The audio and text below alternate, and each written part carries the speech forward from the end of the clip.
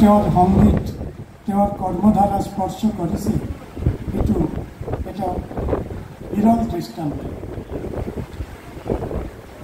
অসমৰ পৰা বহুত ব্যক্তিত্ব, কৰণীয় ব্যক্তিত্ব কলিকতাত আহিছে, পশ্চিমবংগত আহিছে।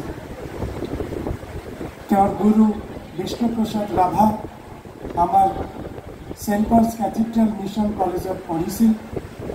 তেওঁ এটা সেতু বন্ধনৰ কাৰণ জ্যোতিপ্ৰসাদ আগৰৱালা আৰু বহুত ব্যক্তিত্বৰ কথা আছে।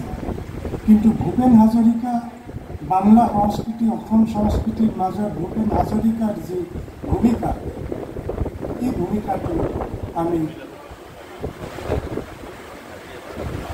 এটা বিৰল ব্যক্তিত্বৰ ভূমিকা তেওঁ পালন কৰিছে।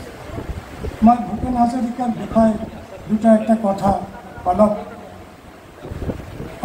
শব্দ ব্যৱহাৰ কৰি কম।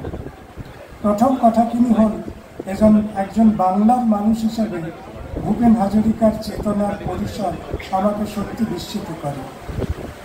ভূপেন হাজরিকাকে আমি এখন আর অসমের মানুষ বলতে চাই না, ভূপেন হাজরিকাকে এখন আমি বাংলার মানুষও বলতে চাই না, এমনকি ভারতের মানুষও বলতে চাই না। ভূপেন হাজরিকা এখন বিশ্ব সংস্কৃতির কণ্ঠস্বর।